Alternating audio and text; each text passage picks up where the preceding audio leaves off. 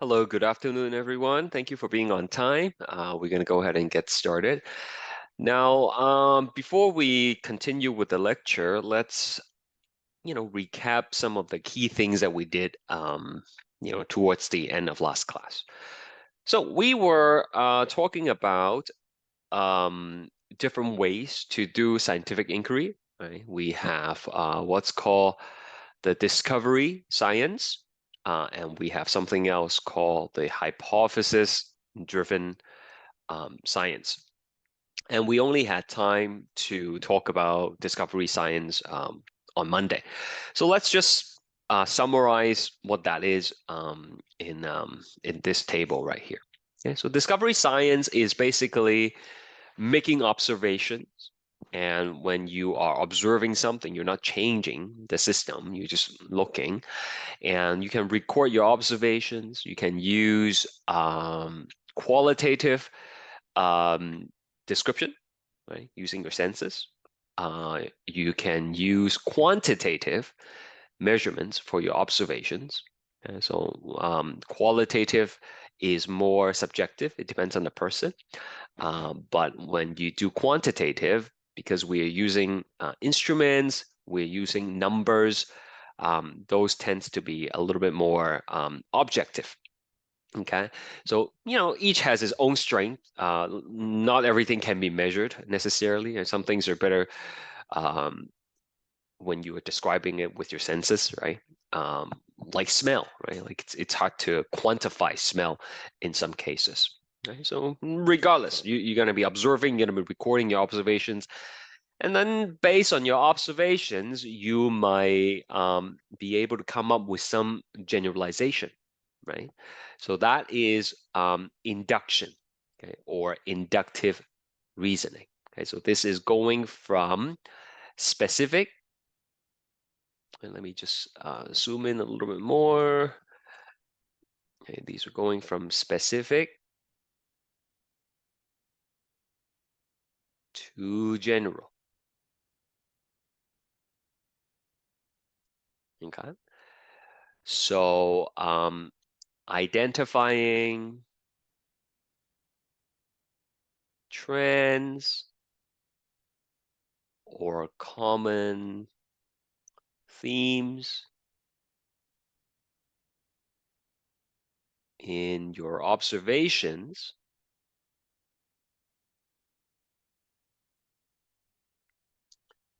and coming up with a generalization.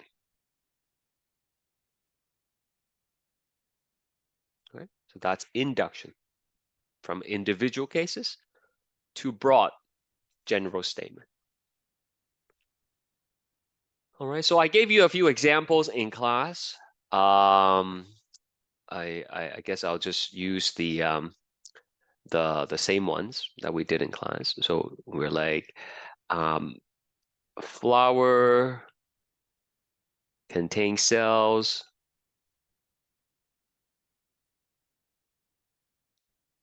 Number two, actually, maybe I'll use another example to help you because you already have those from last class. Let's say there was a party over the holidays. Okay, and then after the party, you notice, uh, John got sick. Okay, and you notice like, you know, just coming up with names. Okay, Sally got sick. Okay, and you notice, Paul also got sick. Okay, so these are different observations. What's your general statement here? What's the generalization that you can conclude based on these observations?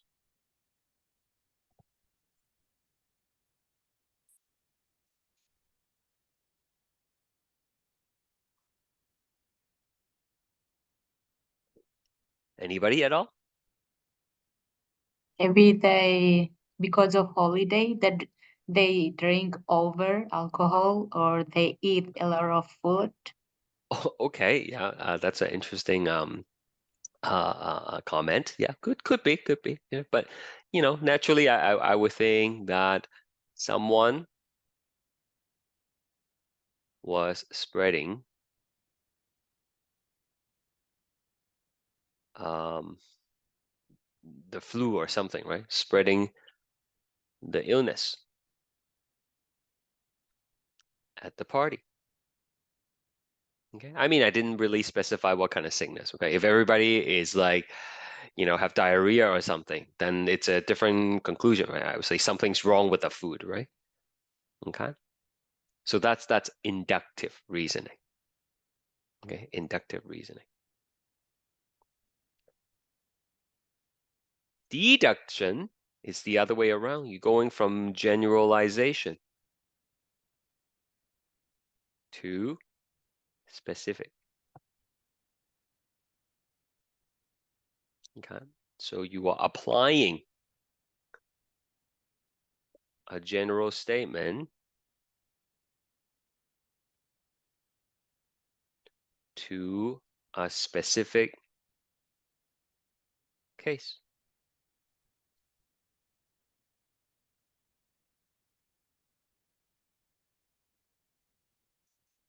Okay. So yesterday was a good example. Based on previous experience, when it snows and when it rains like that, traffic is going to be horrible. Right?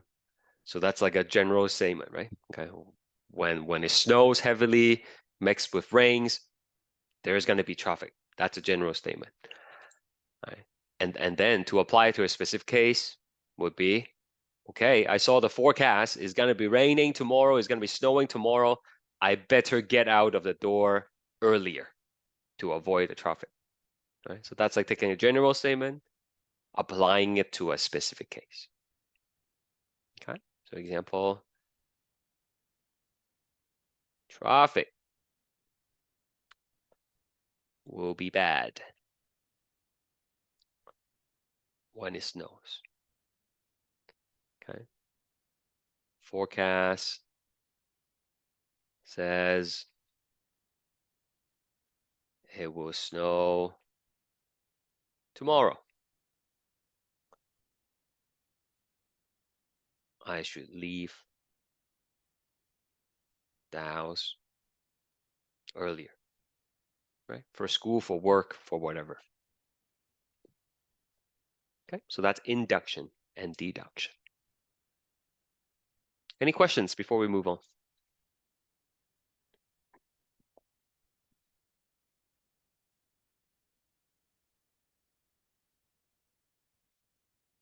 Okay, great. So let's go back to our PowerPoints. Right? So while you are making these observations, sometimes you are also asking questions. Okay, like why is it the way it is? Okay, so like the example I just gave you, right? You see your friends getting sick after going to the party, and you're like, oh no, I went to the party.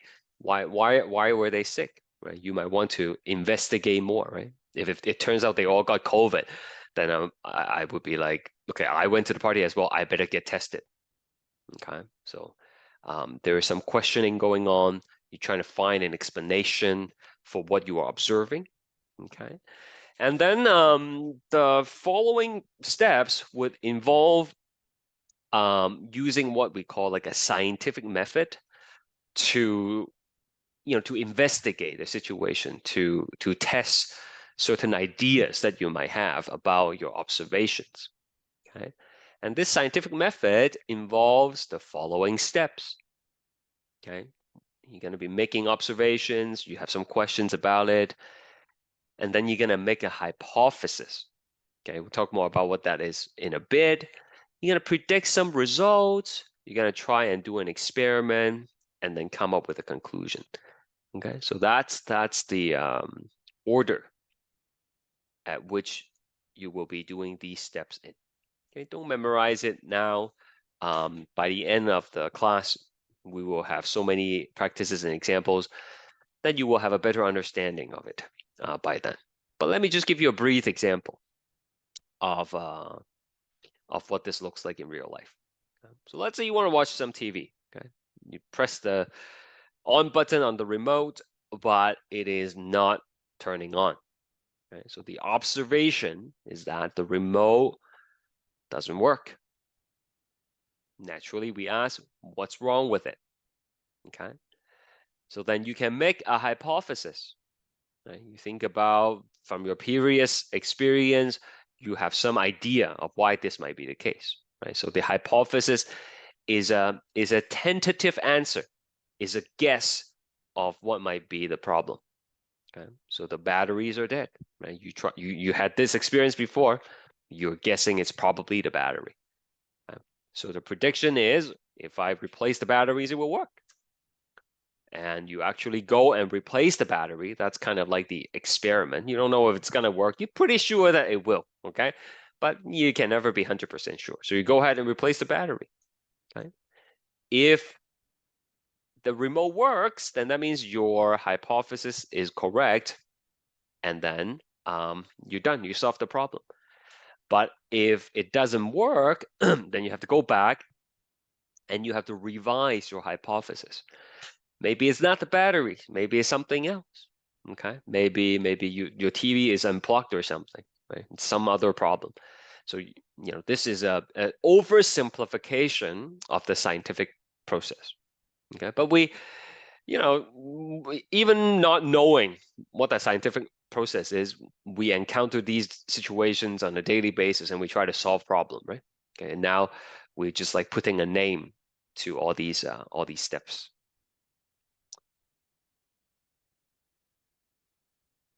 So I'm going to go through a few other examples with you to help you understand the scientific method. Okay, but it all begins with making observations and then asking questions. So let's say I have two plans at home, right? One plan here and the second plan here. What kind of questions can you ask?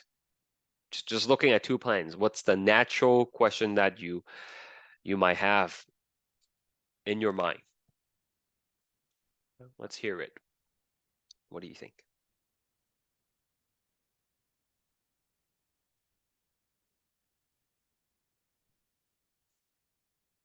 Why is the other plant taller than the other? Yeah, exactly, right? That's a logical question. Like, why is one taller than the other? Okay. So you try to answer your own question, right? You try to come up with a hypothesis, okay? A tentative answer. So anybody have any guess as to why this might be the case? One is use more water. Yeah, sure. Maybe one is receiving more water than the other, right? So that would be a hypothesis. Okay, anyone else have something different maybe? The age of the plant. Well, could be. One plant may be older than the other and it's just not growing as much. Okay. Maybe the sunlight. Yeah, maybe amount of sunlight. One plant receives more sunlight than the other, right? So these are all good hypotheses.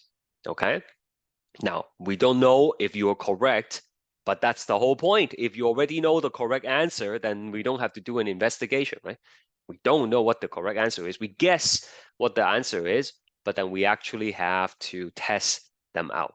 So that's why this is called hypothesis-driven science. Okay? The steps that we are going to do now involves setting up some experiment to test our guess, to test our hypothesis. Okay? And when you write hypothesis, it's important to keep in mind a few things. Okay? A hypothesis is valid when it is, number one, testable. Testable means we can conduct, right? It can be tested. That's what it means, okay? Can be tested with an experiment. Okay, number 2, it has to be falsifiable. Falsifiable means it could be wrong. Okay, if you have a hypothesis that's always right, then it's not a good hypothesis. It's not a valid hypothesis. You must be able to test it, and you must be potentially wrong. So things like opinions, cultural and religious beliefs, things that are like superstitious, myth, values, moral judgment, these things cannot be tested. Okay, so we should not include those things in a hypothesis. So later on, you will be asked to write hypothesis for your lab. So you want to keep this in mind when you do it. Okay, you don't have to explain things in the hypothesis. You're not asking more question in the hypothesis. You're just trying to answer your own question. So, you know, someone said, I asked, why is one taller than the other? You guys say, okay, it could be the water, right? It could be the sunlight. It could be the age of the plant, right? You're just proposing answers. You're not explaining it. You're not trying to tell me, oh, because the sun is doing this, that, right? No explanation required. It's just like a tentative answer, right? Okay. So here are some bad hypotheses, invalid hypotheses. Animal testing is bad. That's invalid in terms of a hypothesis because it's an opinion, right? You might think animal testing is bad, and that's fine. Someone else might think it's okay. That's fine as well. It's their personal opinion, personal view. There is no right or wrong. You cannot test this hypothesis. Okay, even if you put people in 2 groups and ask, how many of you think animal testing is good, and how many of you think animal testing is bad? And then even if more people think it's good than it's bad, doesn't necessarily mean the statement is correct or not, right? It's just an opinion. Okay, that's called doing a poll, right? Same thing for the second one. Rock music are better than classical music. Personal preference. Okay, no right or wrong. The garden fairies made some plants taller than others. That's something that's like supernatural, right? You can't prove that wrong. I can sit in the garden my whole life and not see a garden fairies, but you can't really say they don't exist, right? Like just because I haven't seen one doesn't mean they don't exist, right? Like, I mean, we know they don't exist, like for real, but then still, from the argument perspective, right? It's not, you're not able to prove it wrong. So it's not falsifiable. Therefore, it's not a good hypothesis. Okay. Same thing for the next one. Everything that occurs as a result of is as a result of divine intervention. Right? Again, that is a religious belief, okay, or a personal belief. You can't prove those things one way or the other. So these are invalid hypotheses. Okay. Here are some valid ones. Plants receiving more sunlight grows taller, right? One of the students was saying this might be the reason why the plants are of different heights. So that's something we can test. Okay, that's something that could be wrong. Maybe it's not the sunlight, maybe it's something else, right? This one, the next one is something that's being debated on the internet sometimes. Driving with the windows down will increase fuel consumption. That's a good hypothesis. I'm not saying it's correct or wrong. It's just, something that we can test to find out. And it's something that could potentially be wrong, right? You can easily test this by driving with the windows up or down, okay, and then measuring the fuel consumption, right? Taking melatonin will increase sleep duration. Does anybody know what melatonin is? Anybody take it maybe, or someone who takes it? What's melatonin, Yes. huh? Yes, Leah? What is it? To help you sleep. To help you sleep, okay. Does your body have melatonin? Anybody know? Yes, it does. Yes. Yes, so your brain actually makes melatonin, right? And melatonin when it's produced naturally helps you sleep. You can buy melatonin too. Some people swears by it. They say they take the melatonin pill and it helps them sleep. Other people's not so much. And in terms of the research out there, it's a mixed message. Okay, some studies suggest that it is just in your mind. We call that placebo. We'll learn that later in the lecture. Other things it works. Okay, so but it's something that we can test. Right? Something we can put people in two groups. You guys take melatonin, you guys don't take it, and then you can compare the quality of the sleep afterwards, right? Okay, so these are valid hypotheses because number one, they are testable. Number two, they are falsifiable. They are potentially wrong. Okay.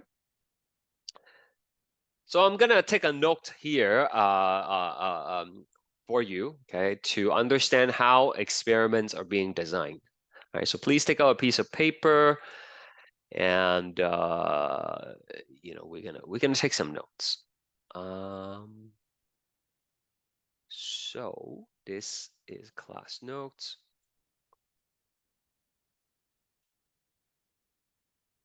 All right. So a variable is something that can change.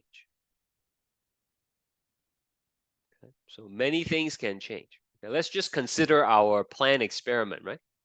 Okay, you saw that one plant is taller, and then another plant is not as tall, and in that context, there are many variables that are involved. Okay, so let me maybe just clarify this a little bit. Consider the plant example. Okay, where one plant is taller than the other. Okay, so a variable is something that can change related to the plants in this case. So what can change? Well, we already have some examples where like sunlight can change, amount of sunlight, right? What else can change? Amount of water. Yeah, water can Watering. change. Sorry, what's the third one that you said? Just that. Oh, just sunlight and water. Okay, sure, great. Anyone else? You can type it in the chat box if you want. You don't have to unmute if you don't feel comfortable speaking. What else? Maybe the environment the plant is in. Okay, so specifically, I mean, you're right, absolutely. But then, can we narrow it down a little bit? What about the environment? Like if the air is dry. Okay, so humidity, right? Very good. Some people are saying fertilizer, right? Maybe a few more. Population. We're talking about the plant specifically, okay? So population might not be might not be like if we're talking about like a group of animals, sure, right? But anything else here? Size of vase. Yes, very good, right? The size of the pot, right? The vase. Okay. One more that I have in mind. Besides humidity, what else do you think is a variable? I'm sorry, what was that again? Plant. The type of plant. Yep. Okay, good. Type of plant. And I heard the right answer. Someone else was talking. What was it? Type of soil. Oh, okay. Yeah, type of soil. Now the list is getting longer. I'm looking for temperature, but that's okay. The point I'm trying to make here is all these things is affecting the plant one way or the other, right? So all these things are variables. Do you understand that? Right? Any of these things can change, right? You can have like more water, less water, higher temperature, lower humidity. So many different factors, so many different things that can change. So all these things we call variables. Okay, variables. Okay. So in an experiment, we keep all the variables the same. Okay. We say standardize.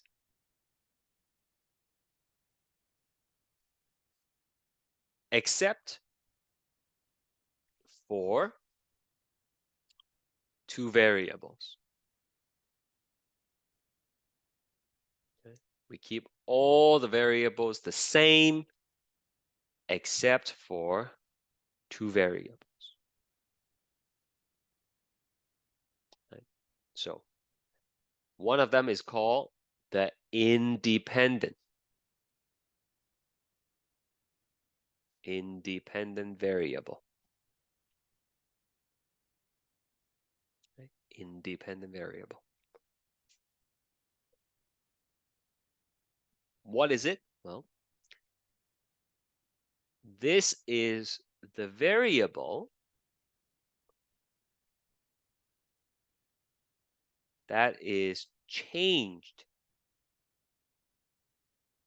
and that is changed, okay, by the person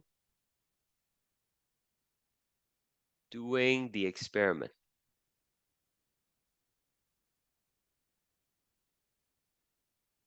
Okay. The scientist, the researcher, the student, right? Like whoever's doing the experiment, this is the variable that is being changed on purpose. Okay. The way to remember it is independent variable is the one that you are in control of. Okay. You decide how to change this variable. Okay. Example. Let's pick sunlight as the independent variable. Okay. You can control the amount of sunlight.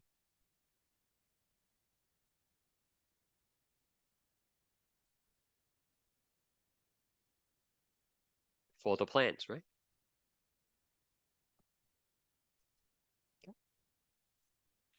Put one in the regular location and then the other one, you either hide it from the sun or you put it in a more sunny spot, right? You can change it. You can control that.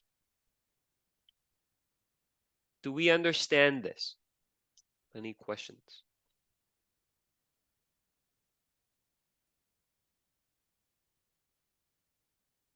All right, I'm gonna go back to the PowerPoint slides briefly. You can stay here. I mean, you don't have to go back and forth, okay? Let's take a look at these situations again, okay? Driving with the windows down will increase fuel consumption. Let's say I do an experiment to test this out. What would be the independent variable? What will you be able to control if you are going to do an experiment for this situation?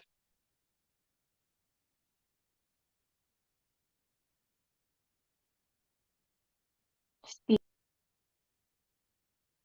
Okay, but we are not talking about changing the speed. We just want to see if the windows open or close is going to affect fuel consumption.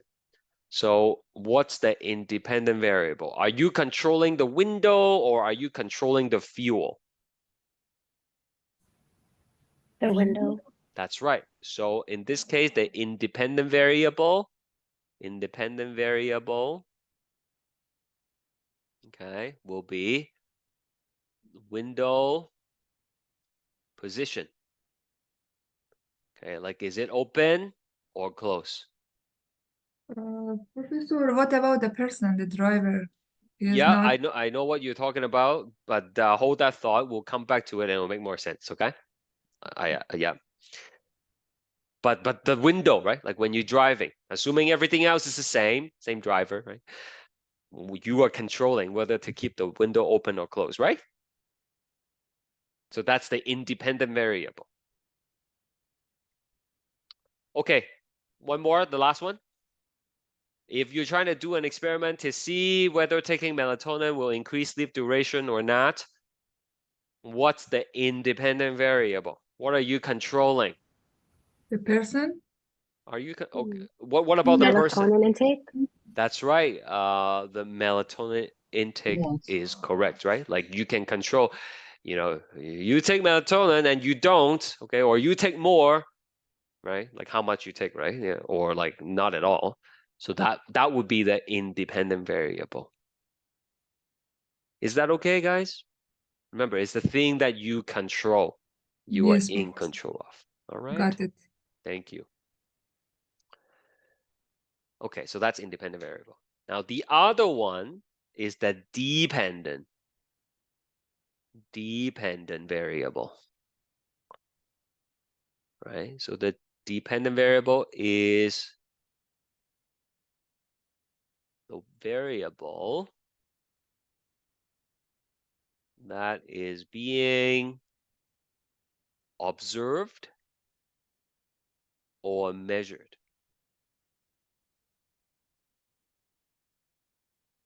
Okay.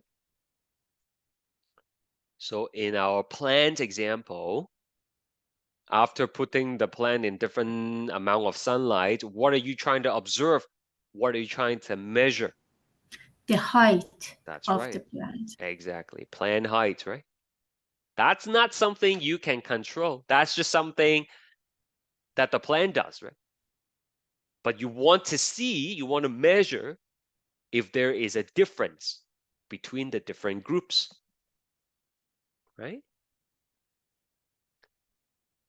Now back to the PowerPoint, right? Just think about it. The dependent variable for the driving situation would be the fuel consumption, right? You would measure the fuel that you have used after driving with the windows down or with the windows up.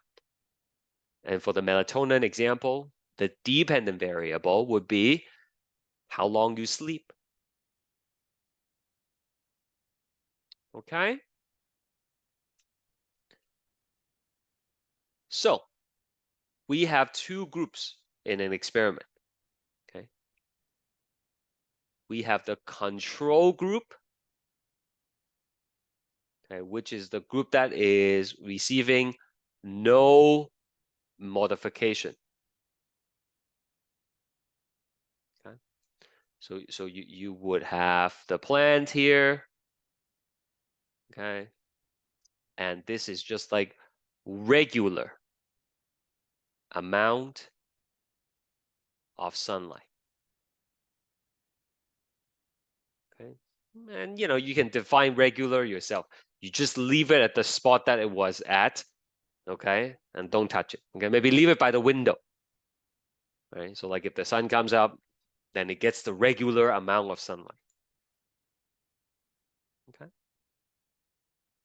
So this is control group. The purpose of a control group is to provide a reference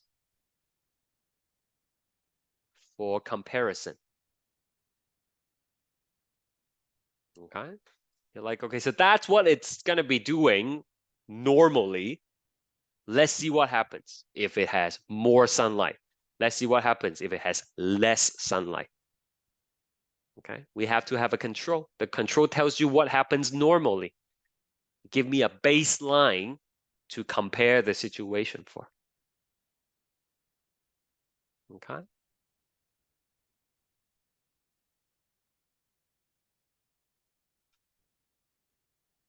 You guys understand the purpose of a control? Okay, the other one is called a treated group or experimental group. Okay, so this is the one that is receiving the treatment. Okay, that is being modified. Okay, modify. Okay. So in this case, we can modify it in different ways, right? But I'm just gonna say this has more sunlight. More sunlight. Okay, so maybe you move the plant, follow the sun, right, throughout the day. Talking about like doing this at home, right? Okay.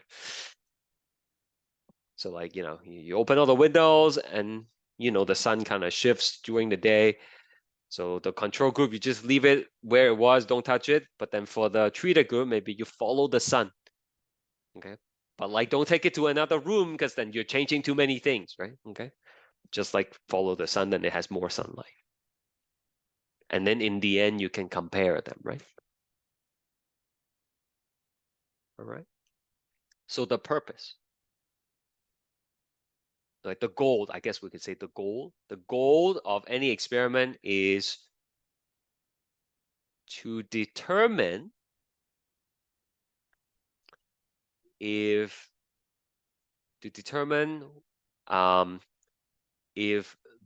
dependent variable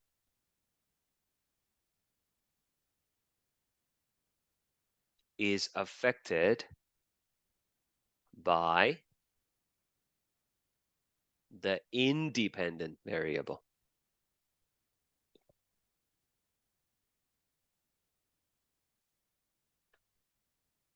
Okay.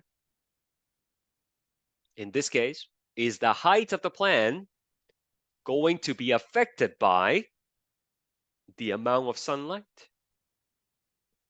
That's the goal.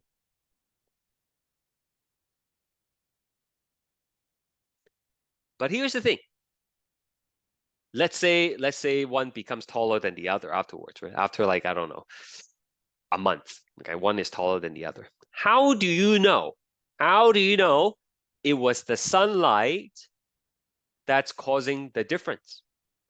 How do you know it's not, the water? How do you know it's not the fertilizer or something else, right? That's where the concept of standardizing variables come in.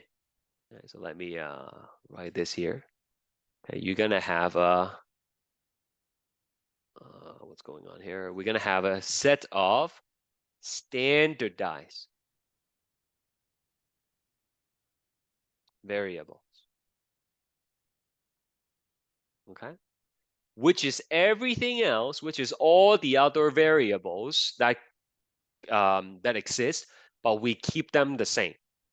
Okay, so like amount of water,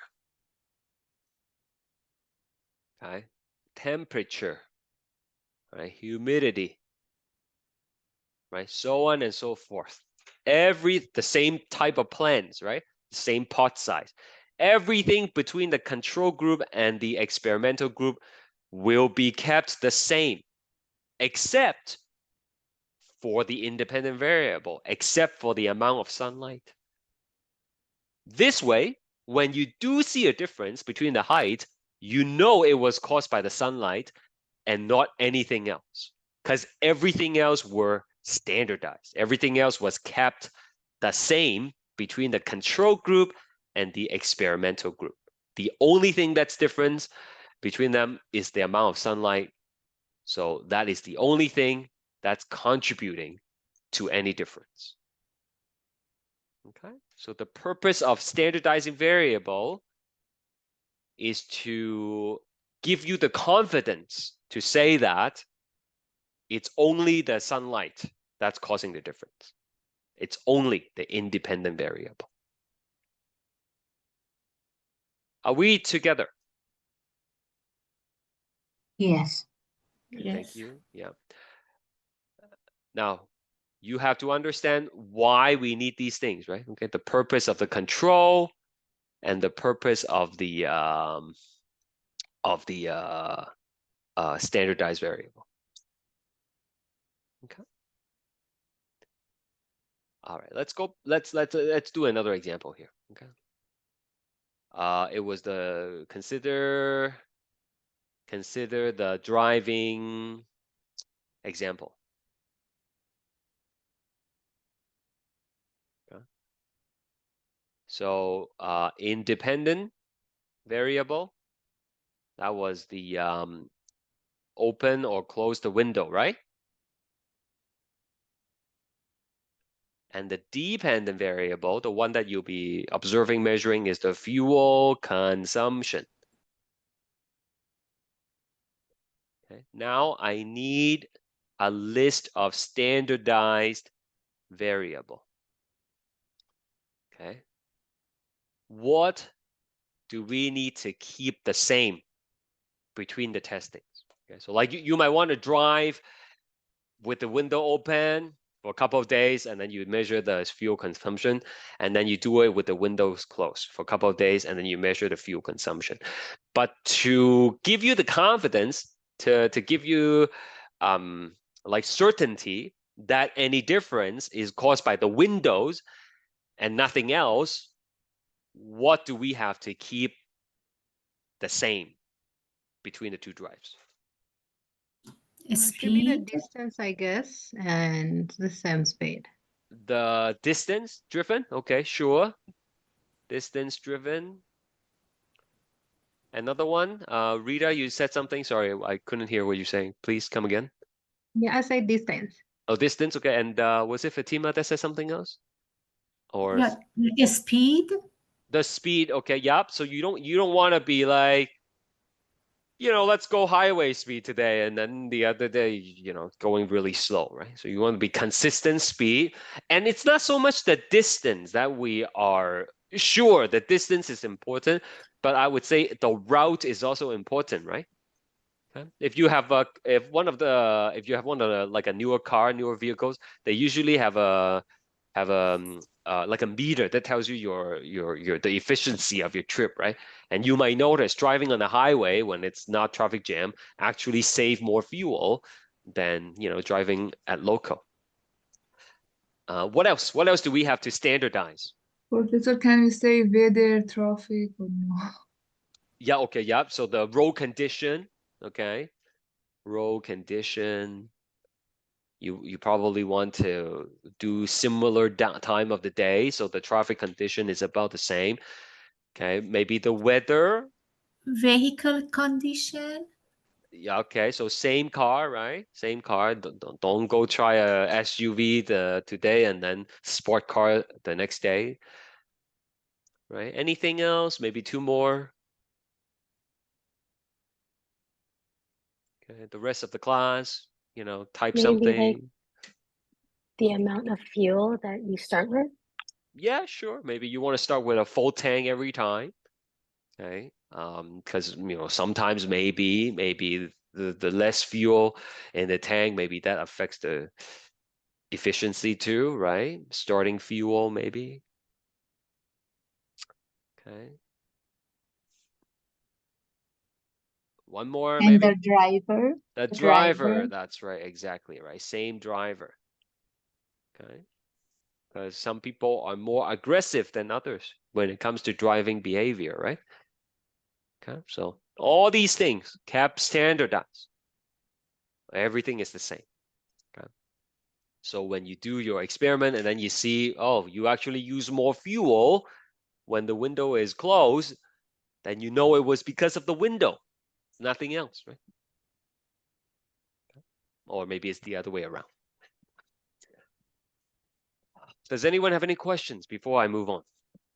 This is very important. You have to do this for your lab. So if you have a question, please ask.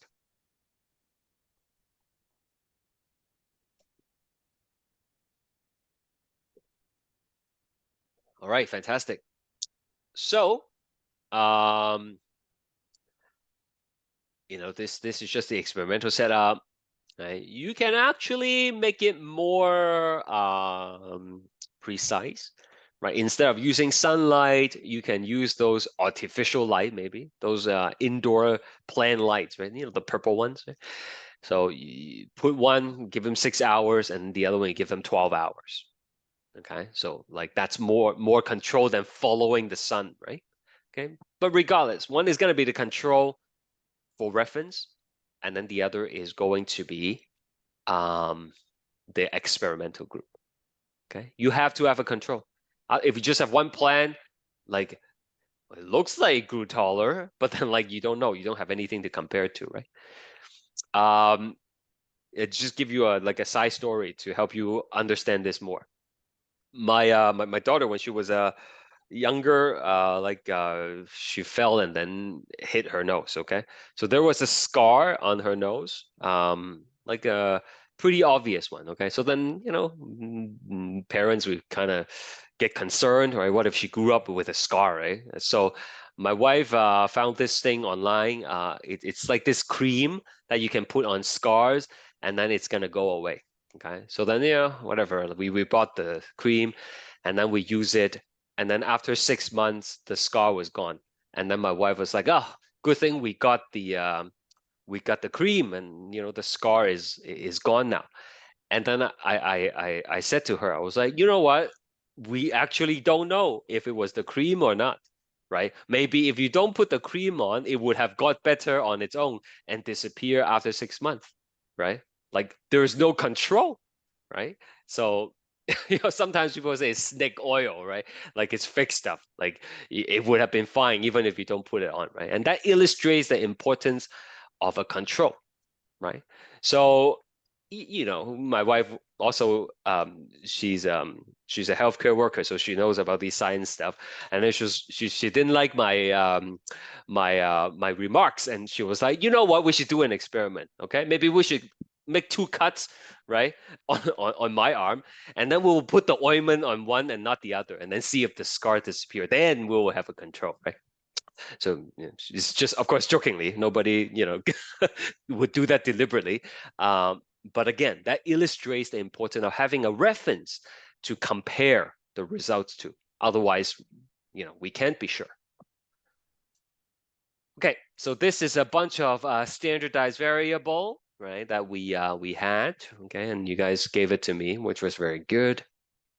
And we can predict the results before we do the experiment. If we are correct about the sunlight, then the plant receiving more light is going to be taller. Otherwise, they would have similar height, or exposing the plant to more light will actually make it shorter. Right? That's possible. Some plants don't actually like light. Okay? Some prefers to grow in the shade. So this is a very simplified result. Okay, let's say you do the 2 plants, and then the one that's receiving 6 hours of light only grew 1 centimeter, while the other one grew 6 centimeter after 7 days. Then we know, okay, sunlight probably will make the plant grow taller. But this is again an oversimplification. In real life, when people actually do experiments on, say, vaccines and new drugs and like that, you're not going to draw the conclusion based on a single plan, a single person. It's not like, okay, you got the vaccine, you didn't, and then you got sick and you didn't get sick, vaccine works, let's give it to billions of people, right? That's not how it works in real life, right? You need to have a large sample size, and then you draw your conclusion from that. Okay, but this is a simple way to show you how it will work, right, in a simple setting. So conclusion, the experimental data supports the hypothesis. More light will make the plant grow taller. If the result does not support your hypothesis, then you have to make a new hypothesis. Maybe it's not the sunlight, right? Maybe it's something else. Maybe it's the soil. Then you do the experiment again, right? So in real life, concluding an experiment will often lead to more questions which start the next experiment. All right, so if you figure out sunlight will cause some plants to grow taller than others, maybe you will ask more questions. What's the next logical question to ask about the sunlight? Anybody?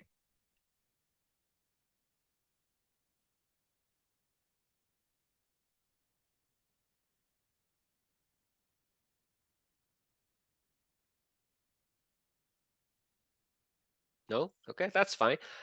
Maybe you want to figure out the optimal sunlight, right? Yeah, actually, it's this right here, sorry. What is the optimal amount of sunlight exposure that will result in the tallest plant? 12 hours is better, maybe 18 is even better, right? So that goes the same with testing new drugs. Once you figure out a drug works, maybe you want to find the optimal dose. Okay, take vaccine, for example, right? Do we need a booster, right? Or we can give it all in one dose. What achieves the maximum protection?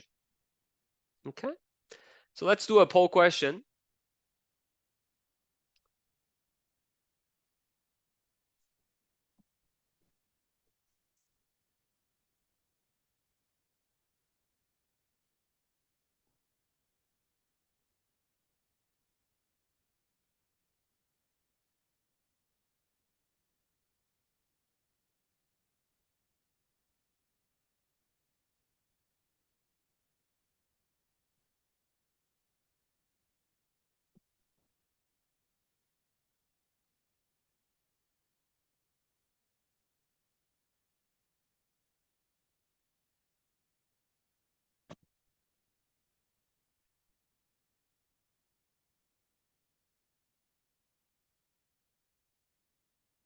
Okay, I only have 6 answers from the class.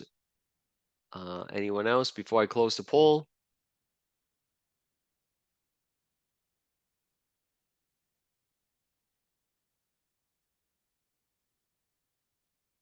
All right.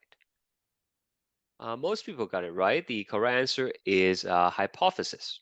Okay, that is a tentative answer. Right. Next.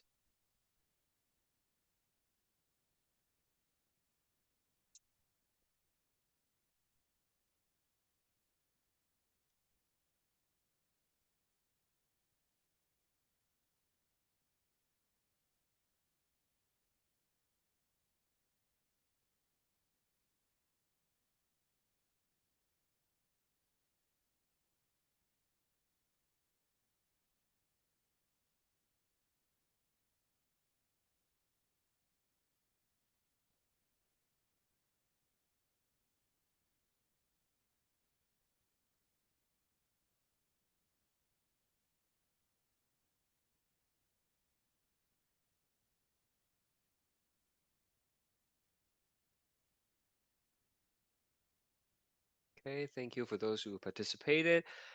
This will be an experiment. Okay? When you're trying to do some kind of test to check your hypothesis, you do an experiment. That's all.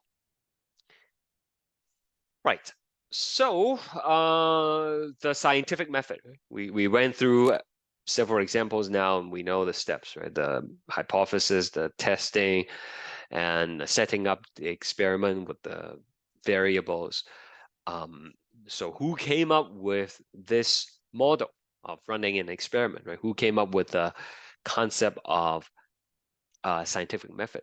So a little bit of a history for you. Prior to the mid to late 19th century, the origin of life has been, of debate for the longest time, but particularly about the origin of microorganisms in decaying matter, things that are rotting. Okay, there is a theory that's called the spontaneous generation, okay? And it states that life comes from non-living matter.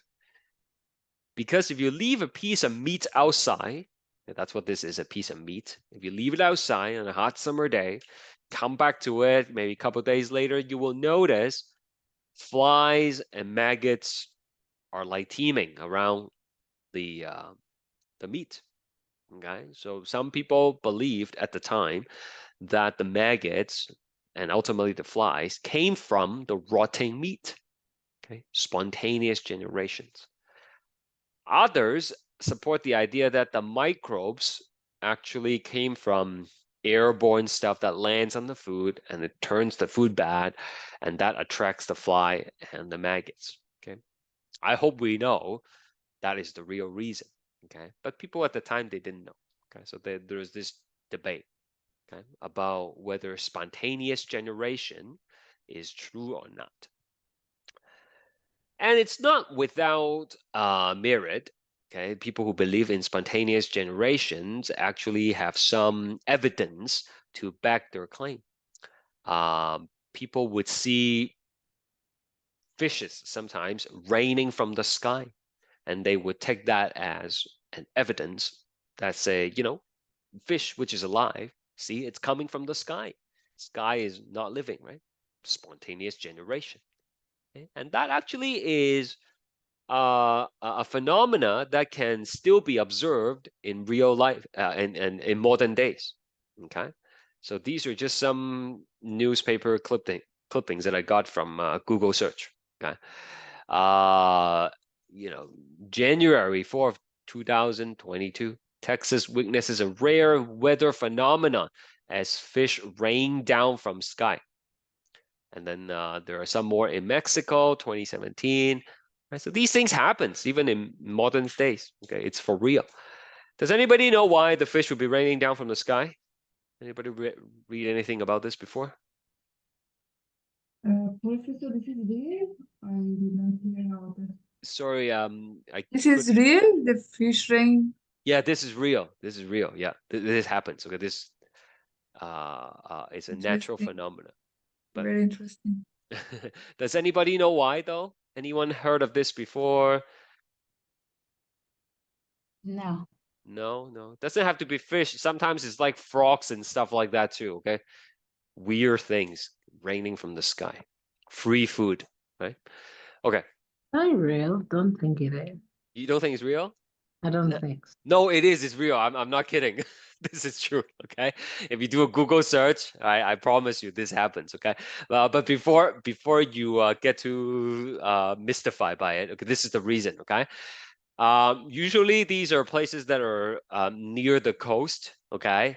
And then a water spout. Water spout is basically like a tornado, mini tornado that sweep through the water. Okay. Open bodies of water. And then the water spouts scoop up all these fish from the ponds, from the ocean, whatever, and then it sends them flying inland. Okay, and then they rain from the sky. Okay, so that's the reason. Okay, so it's true. This does happen. Not making it up.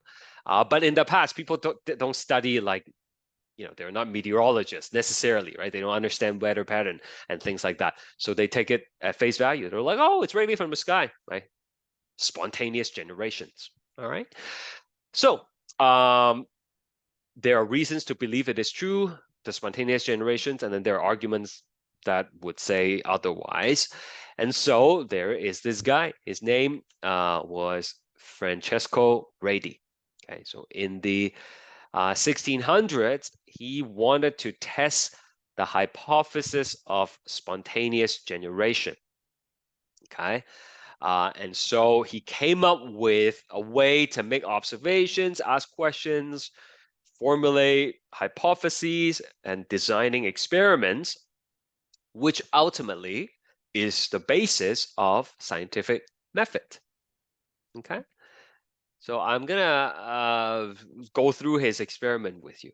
Okay, so the observations that he made was that flies and maggots can be seen around pieces of meat that are left on the counter, left outside. Okay, eventually you will see the maggots and the flies. The question is, where do the flies come from?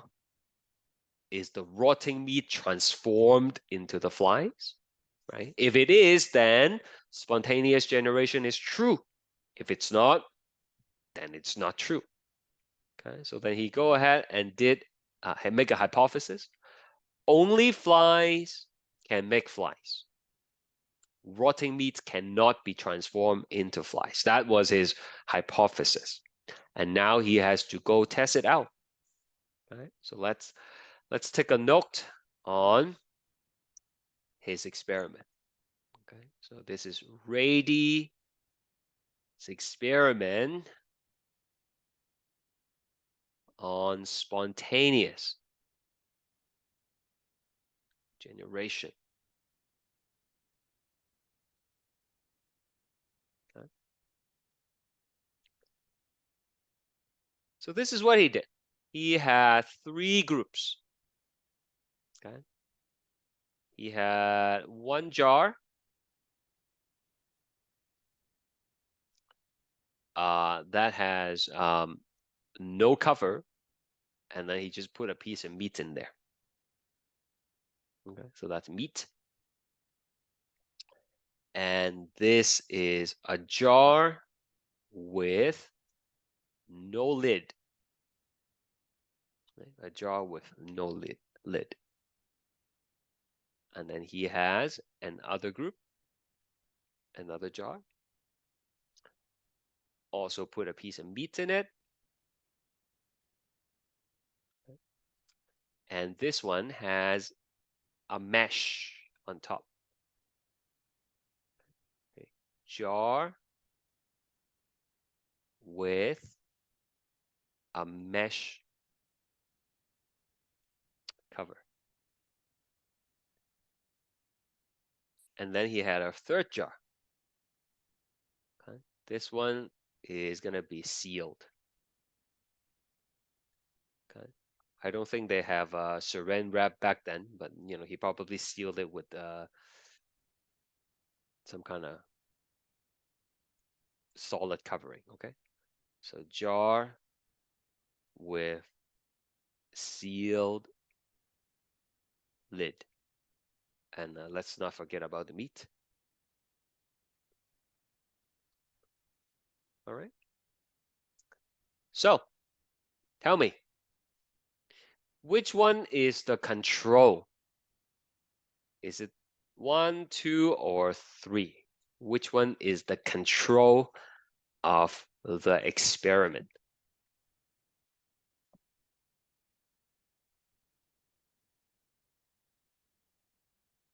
First one. Yeah, this is the control. This is the reference. Okay, that's the one that have no modification, right? No lids, just there for reference, like to see what happens if you leave a piece of meat outside. Okay. And then we have 2 experimental group. Okay, it's okay to have multiple experimental group. Like think about the sunlight. Right? You don't necessarily have to have just the 12-hour sunlight. You can have 12, 15, 18 hours of sunlight, right? Multiple groups. So I want to know the independent variable. What is the independent variable in this experiment? What's the one thing that he's changing?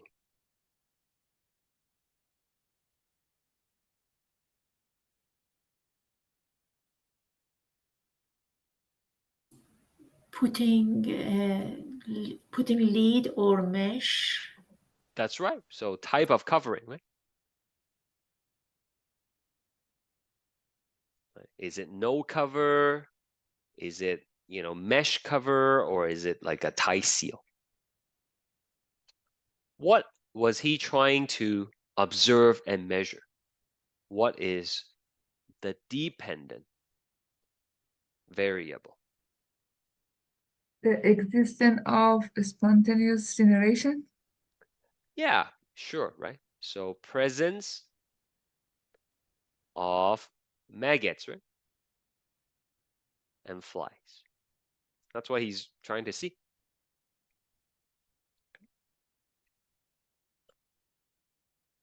How about standardized variables?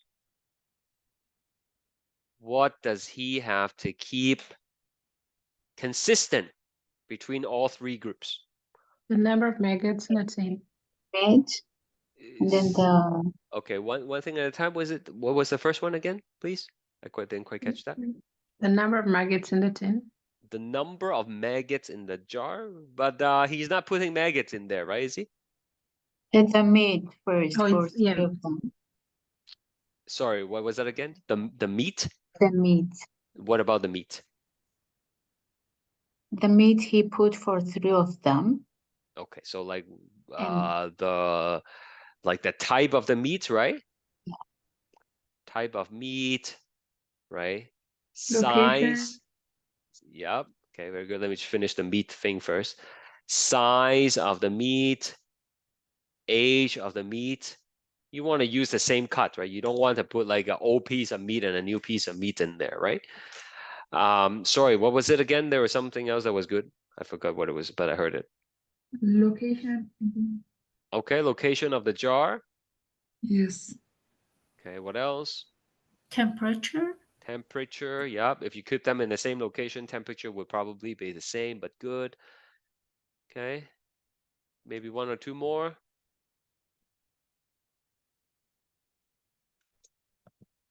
the jar, the jar is the same size or the same. Okay, yeah, same jar, but just different coverings. Okay, I think that's what you mean, yeah.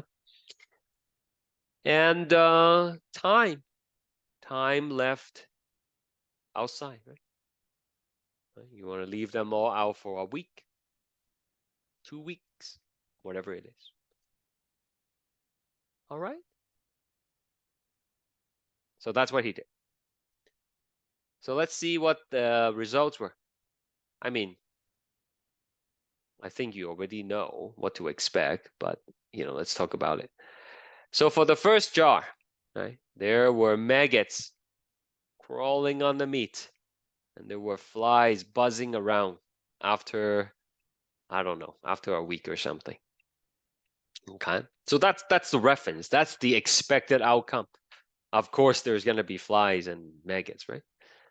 But with the mesh cover, there were also maggots and flies. Okay, but the maggots and the flies were just on the outside of the jar, not on the meat itself. And over here, nothing. No flies, no maggots. So based on this result, he was able to conclude the flies and the maggots did not come from the meat. If it did, you would see flies and maggots here as well, but you didn't. Okay. So, Professor, mhm. but the third one also will find some maggots because it will be hot. The third one you might also Yeah. find them. No, Is it- yeah, even if it's hot, it's not gonna have maggots. Like unless the meat was contaminated to begin with, okay? But if it's completely sealed off, the flies have no access to the meat, right? So they cannot lay eggs, and therefore there will be no maggots, right? Make sense? You see, I feel like there would be maggots to each and every mates there. Yeah, well, that's something that you can try in the summer, eh? Yeah, just put a piece of whatever, like pork chop or steak outside, seal it though, and wash it first. I wash it first, dry it, put it in a Ziploc bag, leave it next to whatever the garbage can. Okay, I assure you, it might look gross afterwards, but there will be no maggots. Okay, compared to leaving it outside. Okay, so that supports his hypothesis that there are no maggots and flies originating from the meat, so therefore spontaneous generation is false. Okay, all right, the story does not stop there, but we should take a break. Okay, let's just take a 5-minute break. We'll come back at 1:43. Okay, 1:43. You guys have a math exam at Progress at 2 o'clock? Or is it just you? It's only me. Oh, it's only you. Okay. Yeah, that's okay. You Yeah. can watch the recordings after, okay? If Okay, you, thanks so yeah, much. yeah, yeah. All right, so we'll resume in a bit, okay? See y'all.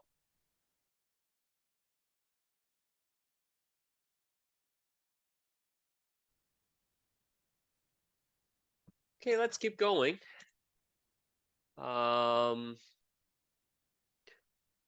So after Ray D's experiment, and he I guess published his results about his view on spontaneous generation.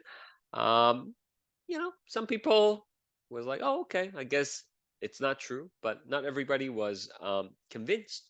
Okay, and there are still some people who argue maybe spontaneous generation is true for microorganisms. Maybe it's not true for maggots and flies. Sure, I get that, but maybe for microorganisms, for things that are very small, maybe that's still true. And the question was finally definitively answered by Louis Pasteur in 1800. Okay, so this is Louis Pasteur. You might not know about him, but you have certainly benefit from a process that was created by him. Does anybody know what process I'm talking about? When you drink milk or when you consume honey.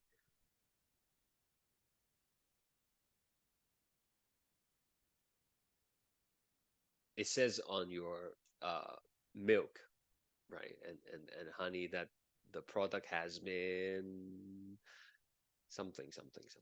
Pasteurized? That's right, pasteurized. Okay, so pasteurization came from this man right here. Okay, so he did another set of experiment to show that spontaneous generation is not true. Okay, so let's go ahead and write down his experiment. Okay, just like a few pictures here. I'm not going to go into as much detail as I did with Rady, but this is Pasteur's experiment. Okay. So he had 2 flasks. Okay, so there's one flask, and then he had another flask.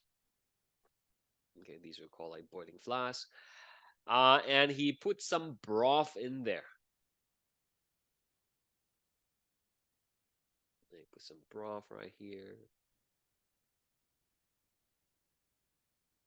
Some what, Professor? Broth. Okay, like chicken broth, beef broth, some kind of soup, okay? Some kind of broth in there. And what he did was he boiled them first. Okay, he boiled it. And that makes the broth sterile. Okay? Sterile broth. Okay? The purpose of that was to standardize the variables. It kills off anything that might be in the broth to begin with. And then he connects this to connects one of them to a special neck. Oh boy. It's called a swan neck. Okay. Swan neck. Like a swan, right? Like the animal. Swan neck cover. Okay. And this one is just regular. Right? So this is the control with no modification. And then this is the treated group.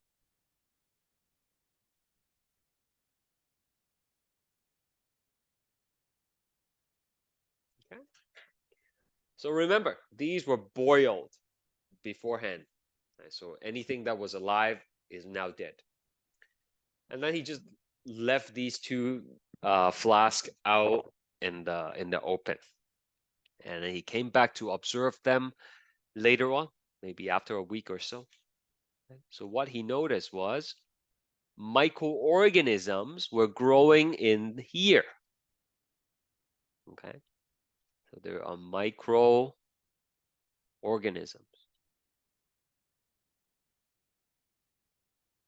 After a week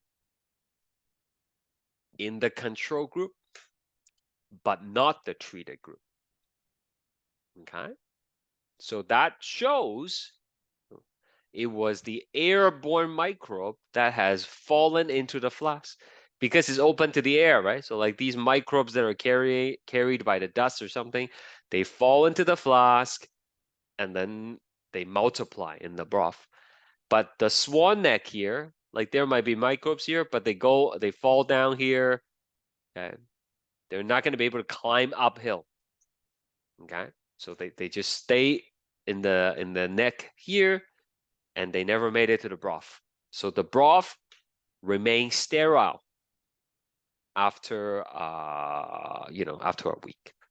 Right. So this experiment definitively show that spontaneous generation is not true. It doesn't happen. Okay, not for large organisms like maggots and fly, and also not true for microorganisms. Okay, so that's Rady and Pasteur's experiment. Any questions?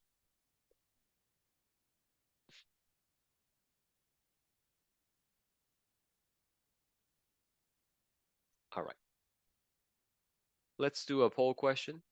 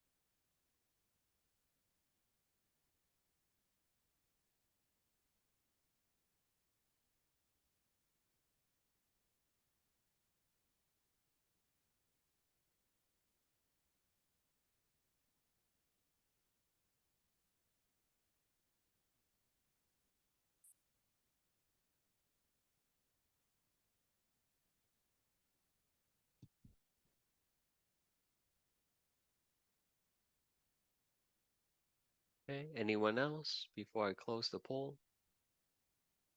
Please participate if you're able to.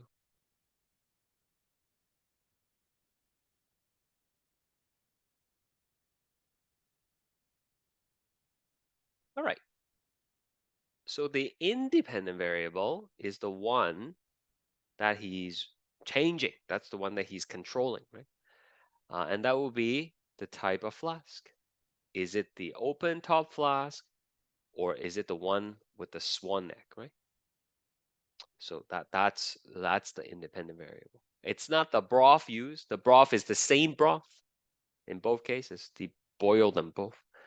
The presence of microorganisms, that's the thing that he's trying to observe, right? So that would be the dependent variable. Okay, so the answer is B.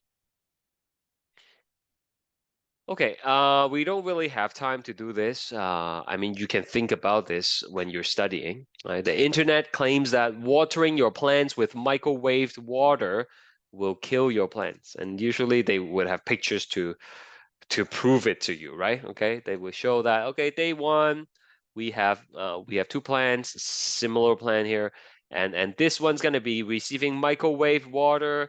This one's gonna be receiving purified water.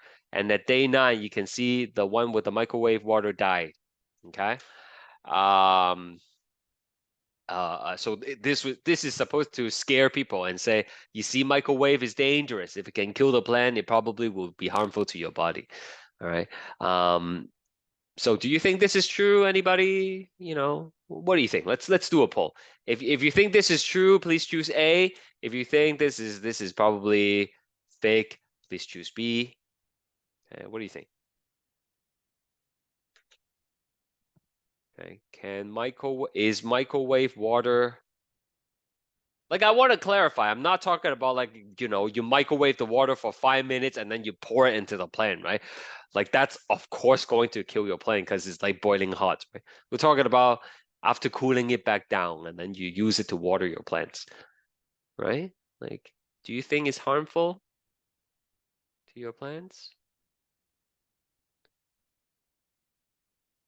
Okay, well, we have 42% of the people in the class who think that this is true, that the plant will actually die if you water them with room temperature microwaved water. I mean, this is something that you can test for sure, right, on your own. But I'm gonna spoil it for you. Okay, this is not true. Okay, this is not true. You can microwave the water will not change. As long as it's cooled down and you use it to water the plant, no problem. Drink it, no problem. Okay, chemically, there's nothing different between microwave and regular water. All right, so this is actually false. Okay, but you know, you can think about how you can come up with the hypothesis, how you can test this, and what kind of standardized variable would be involved in this process. Okay, so this is not true.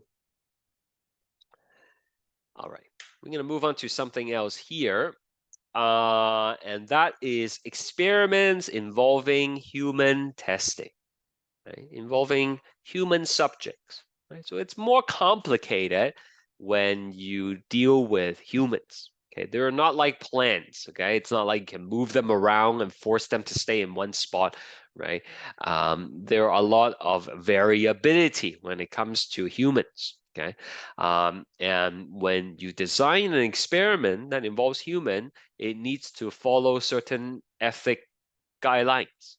Okay, for example, you need to have their consent to participate in the experiment, and not just the initial consent. It has to be an ongoing consent. That means if someone wants to stop midway in the experiment, you have to let them stop, right? Like, you cannot force them, right, to continue, right? So it has to be a voluntary process. You cannot, you know, convince them to participate. You cannot coerce them into doing it, right? You cannot threaten them to participate, for example.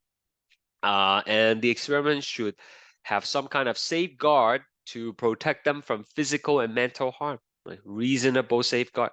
Okay, I mean, if you're testing a new drug, you have to have data that shows that it doesn't harm the animal, right? In animal testing, then you try it in humans, right? So you do everything you can. You have safeguard in place to protect people from physical and mental harm. All right. Mental harm means like the experiment cannot be like traumatizing. Okay. Like when the person finished the test, they should not have like PTSD, right, from the experiment. Like you cannot lock up someone in a room in solitary for 2 months and then see what happens to them. Like that's not an ethical experiment, right? Because it's likely to have long-lasting mental harm, right? Okay, so there are a lot of things to consider. And when it comes to human testings, there are some psychological effect sometimes that's going to affect the accuracy of the result. Okay, especially when we're testing drugs that has some kind of psychological impact. Remember the example of melatonin? Right? I was telling you melatonin, we naturally make it in the body and it naturally helps us fall asleep. But then you can buy them as pills. Okay, so when you try to test whether or not these pills are useful in making a person sleep faster or sleep longer, there is a psychological effect that we have to take into consideration. Okay, so I'll give you an example. Okay, again, my kids when they're younger, they fall down and then they cut their knees or something. Okay, have a scrape. It's not that bad. Okay, but it's like a little bit red. It's not even bleeding, and then they would cry. It's like, oh, it hurts, blah blah blah, right? And then I would put a Band-Aid on, and everything is okay after. Now, does the Band-Aid do anything to the wound? No, nothing at all, right? I mean, it's not bleeding or anything, but it's like a psychological thing, okay, that makes them feel better, that comforts them, right? So when you try to test the melatonin pill, like how do you know if it's actually the pill that's doing the job of making you sleep better, or maybe the person just believes in the fact that taking this pill will make me feel sleep better, right? Okay, because sometimes if you convince yourself that, oh, I'm gonna have a horrible night of sleep, then you actually sleep worse, right? It's like a self-fulfilling prophecy, right? So in that case, we need to have a placebo, right, in our testing. So a placebo is basically a sham treatment. It's a substance that has no effect on whatever you are trying to evaluate. We sometimes call this an inert substance. It's not doing anything. It's a sugar pill. Okay, and the purpose of the placebo is to minimize bias in the result. All right. So, setting up an experiment. Let me just go back to the notes here. Right? So, experiment, okay, with humans. Okay, so let's say there is a new drug. Okay, that's called like. I make this up. Okay, it's like this is it's called sleep, and it's supposed to reduce jet lag symptoms. Okay. Jet lag is what you get when you go to a different time zone. Okay, like you can't sleep at night, and then you're tired at the day, feel fatigue, hectic, so on and so forth. Some people don't feel jet lag, but most people do. Okay, so let's say there is a pill called sleep that's going to help you reduce the jet lag. So how do we test this? How do we test this? Well, we're going to have two groups of people, right? Two groups of people.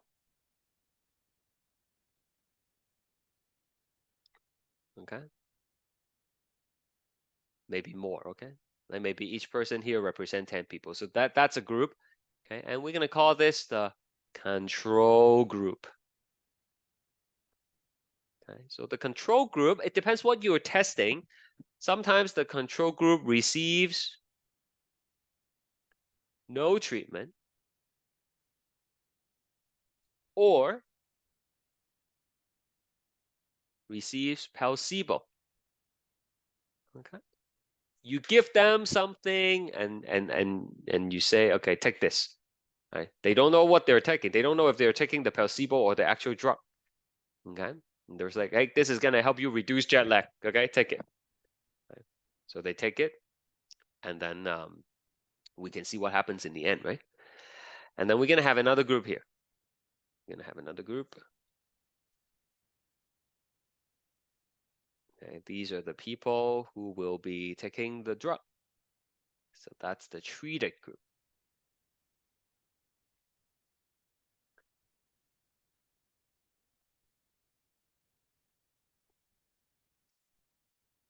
Okay. Now, we can have identical humans in every group because everybody is different, right?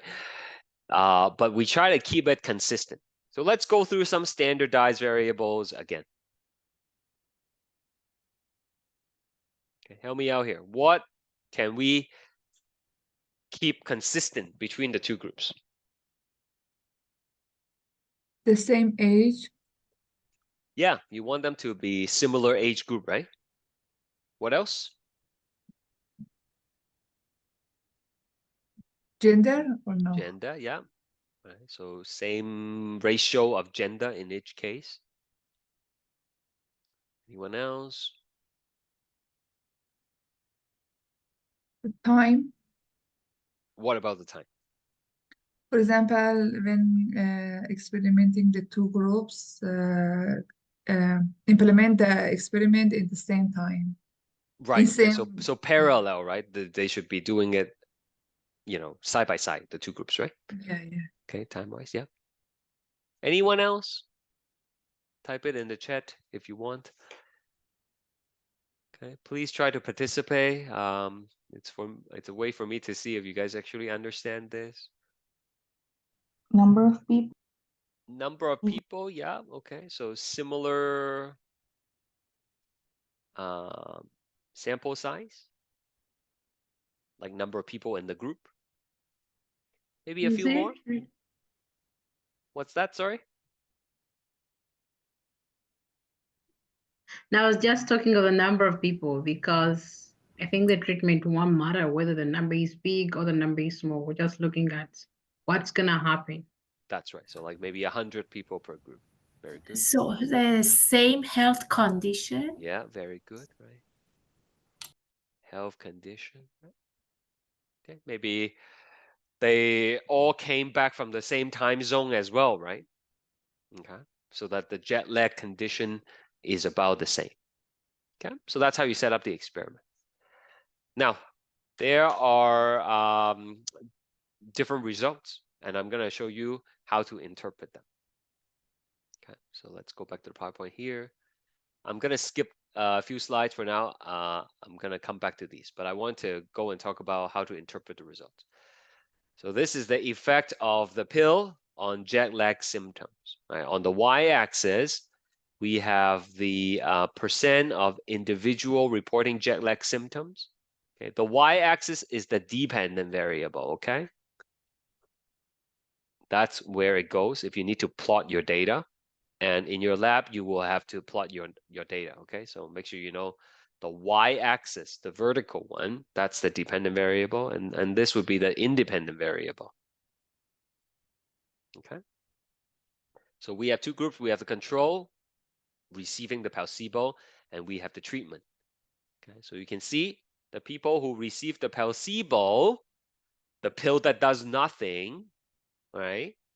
More people experience symptoms of jet lag. But for groups who are taking the pill, right, you see, it comes down. So how can you conclude? What can you conclude here? Does the pill work or not work? It It works. It works, yeah, it works. Right? So people in the treatment group actually report less symptoms of jet lag.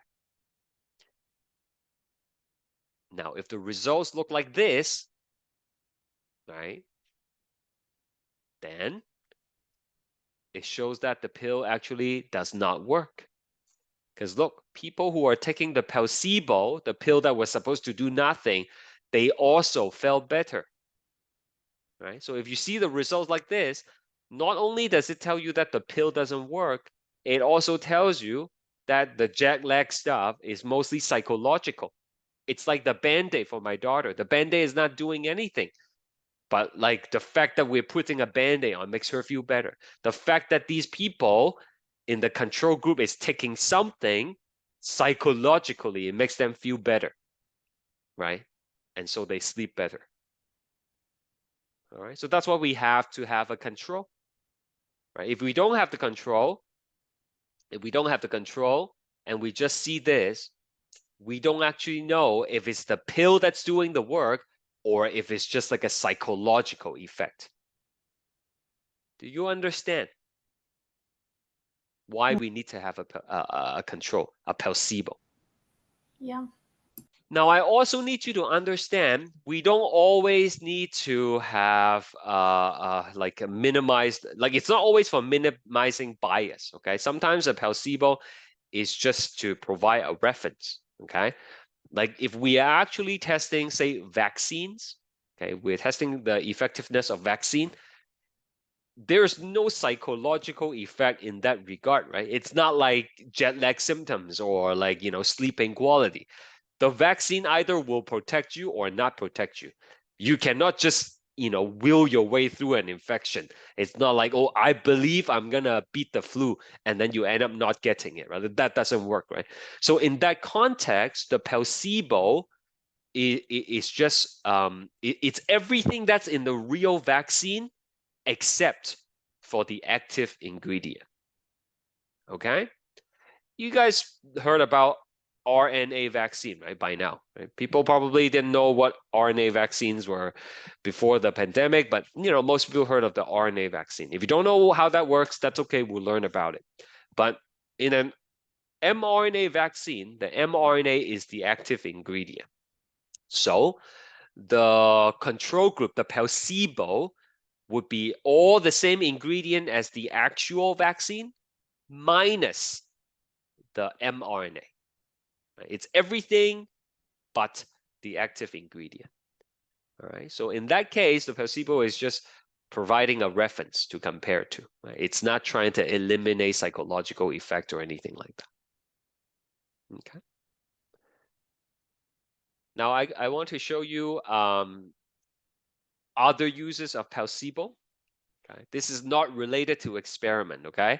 This is just like a real life example of how placebo could be used in some other context. All right, so there is this birth control pill called Freya 28. Okay, Freya 28, and you know, it's taken by the by female, and it comes in a pack that looks like this. Right, so it has a pack of pills, 4 weeks. Each week has 7 pills in it. Okay, 1, 2, 3, 4, 5, 6, 7. Okay, so you're supposed to take a pill a day. Right, the white ones are the active one. The white ones are the actual medication that prevents ovulation. So, you know, it's a way for birth control, right? Contraception. The green ones, they do nothing. Okay? The green pills. So when you buy the medication, you get 1 week of fake pills. Okay, placebo. Okay, we call it placebo. Does anybody know why there would be a row of fake pills? Like why not just have like 4 weeks of the actual pill? Like, are they trying to scam you? Why do we include placebo?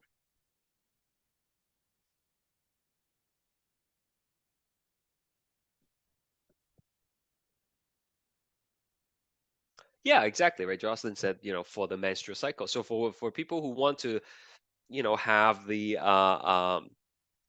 menstrual flow, right? Then they switch to the green pill for 1 week, and that way the hormone level is going to drop, and that's what's responsible for the menstruation. You'll learn that next semester as well. But more importantly, the green pills helps you keep track of time.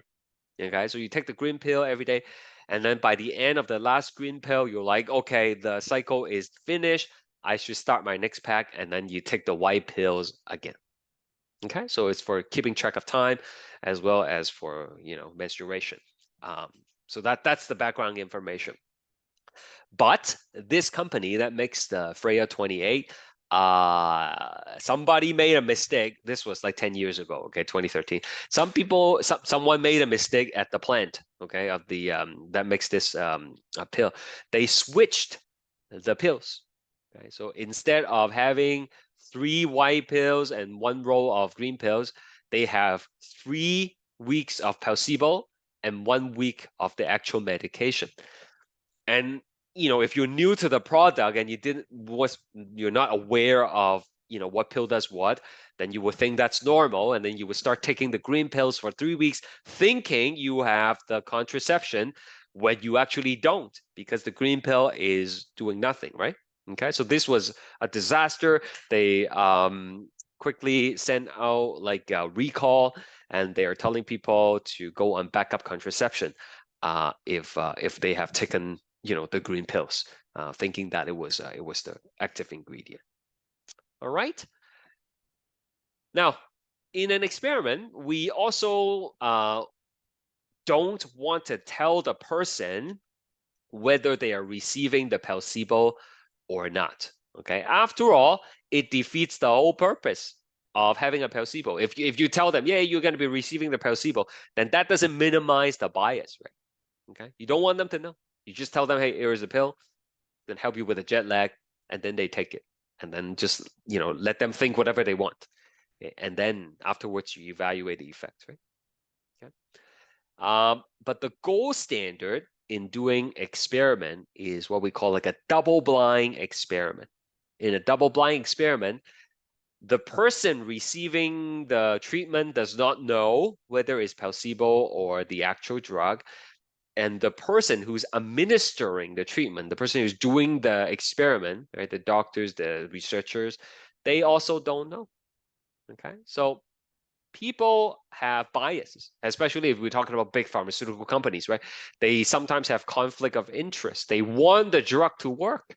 So when they evaluate the effectiveness of the drug, they might have bias. But by doing the double-blind experiment, then you eliminate bias both in the subject as well as the researcher. And that's how the vaccine experiment were done, right? Like Pfizer, right? Moderna, when they test their vaccine, these are all double-blind experiment. It's some third party that had no invested interest in the financial outcome of the drug. They would know who's receiving what. They are the one who's analyzing the data on their behalf, right? Okay, here is an example of an application question that you might get on your quiz. I will launch the poll in a bit.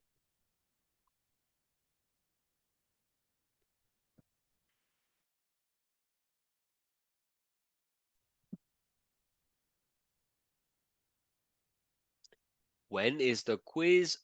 I don't remember. I think it's in 2 weeks, okay? But it's in the calendar. It's in the weekly schedule that you can download.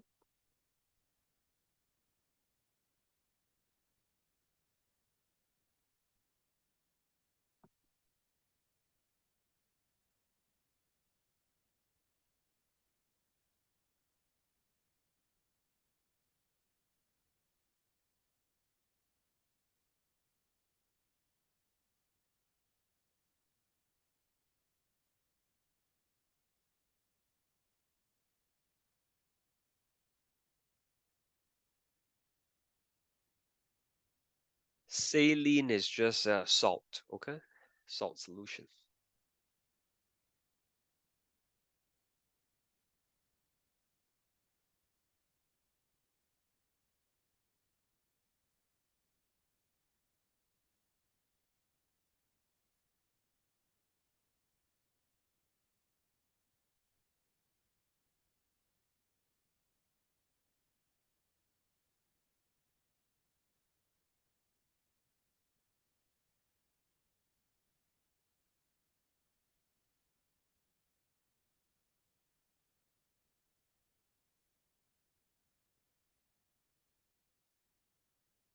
Okay, well, someone chose F. I'm not sure why. There's no F in the in the question. 1 milliliter of experimental drug diluted in saline is injected to 20 pregnant mice. So we have to find a suitable control for this. Well, since we are doing the experiment on pregnant mice, male mice is going to be out of the question. Non-pregnant mice is also going to be out of the question. So do we give it to pregnant mice, 2 mils of drugs, or pregnant mice with 1 mil of drug, of a saline? Well, we don't want the active ingredient, so it's just the saline. That's why the answer is E. Okay, that's all. I think we're gonna stop here. I mean, we still have 1, 2, 3, 4, 5 slides, but that's okay. We'll do that next class. All right. We will also be starting on lecture 2 next class. So please print the notes and the study guide for that. And you should also be working on the study guide on your own as well. So after class today, like give it an hour or so. You should go back to eCentennial, and after each class, I will post a news item, right? So you will see another news item today, and I will give you the link to the study guide answer key. Okay, so that way you can check your answers, and also just hang in there for a second. You can't see this now because I haven't turned it on yet. Here, I'll turn it on now. Okay, you see it. In addition to the answers, which look like this, okay, you can just compare what you have with this. There will also be a tutorial video. Okay, so if you click on it, these are old videos that I had from previous online classes. That I actually go through the study guides with the class. I had more time back then. Okay, now it's like the schedule is tighter. So if you want, you can watch that. Okay, it just goes through the exercise with you. But it's same as looking at the answers. Some people just like it more when you listen to the explanation. All right, so those are going to be available. I will put it as a link at the front page here for you. For those of you who just joined the class, there is going to be a lecture archive. Okay, you can click on that, and you will see the recording from the last class. Okay, and this is going to be updated every class. All right, so you will have more and more recordings in this page. All right, so that's it. Thank you for coming, and have a good week. Mr. Vincent, there Yeah. is in assignments tab, there are 2 assignments from last year sitting there. The assessment. As assignment, yes. Yeah, these 2, right? Yeah, so those are gonna be your lab. Don't worry about them for now. It's not active, but wait, yeah. No, yeah, it's not. So I haven't turned them on yet. When we get closer to the test dates, I will let you know. Okay, what needs to be done. Okay. Okay, thank you. Leah, I'm using a OneNote. Okay, OneNote from Microsoft. That's the thing that I write on. Okay. I think you have a free copy of Microsoft Office as a Centennial student. You can probably find it from your My Centennial account. Actually, you know what? If you guys are interested, I can show you. If you go on to My Centennial, like I mean, mine looks a little bit different than yours, but you have a Microsoft eStore. If you click on that, and they have different products here. So if you click on students, you know, I think you have a free version available to you. All right. Okay, have a good one, guys. Thank you. Thank you, Professor. Have a good day. You too. Bye-bye.